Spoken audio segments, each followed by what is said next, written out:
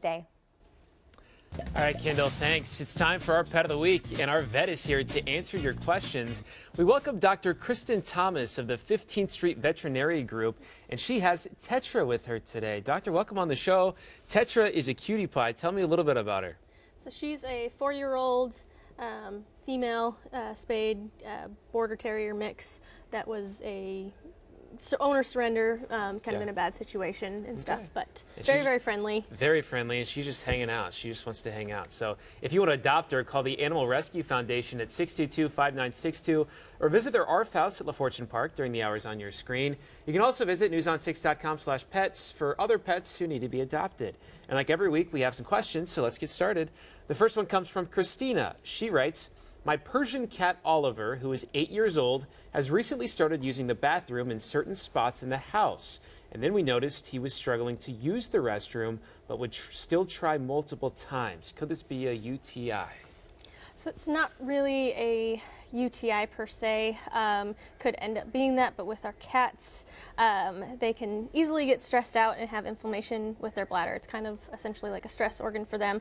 But it can be kind of actually a really dire thing, especially for our male cats, and can be quite the emergency situation. And so whenever you start seeing a problem with your cat peeing outside the litter box randomly, they're typically letting you know that something's going on. They're not enjoying whatever, and it could mean just they're just irritated by new things in the household. But when they're definitely straining and we're not seeing a lot of urination, you should get them immediately to your doctor, because it can become quite deadly actually very quickly. Yeah, so if they're seeing this, definitely go to the vet and get it checked out. All right, perfect.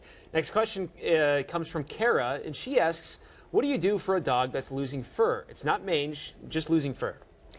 So starting kind of at kind of the bottom is checking out what diet-wise, are they lacking anything in their nutrition, parasites as well, other than just the mange, something like fleas, even internal parasites such as worms can cause some issues as far as just not being able to metabolize nutrients like they should.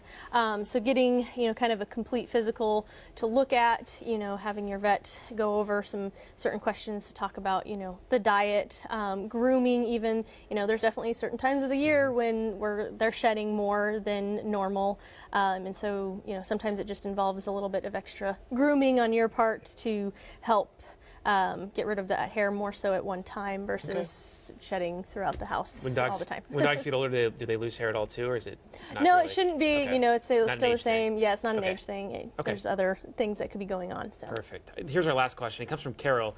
She says, I have an 11-year-old rough collie. Her breath is horrible. Could it be her food? Could it be something more? What should I do? So diet is another thing to kind of look at, but typically, especially with an older dog, thinking about our dental health. Have we had a dental cleaning? Have we had a dental exam done in the past year? Getting that really assessed. But if there's really bad breath, the mouth is a good place to start and look and see if there's any infected teeth, any problems that way. But other things such as kidney failure or other internal diseases can also cause a bad breath situation too. And so definitely having them looked at as well to assess that further. Okay, Dr. Thomas, thank you so much for being here. We really appreciate it. You can email us your questions at noonshow@newson6.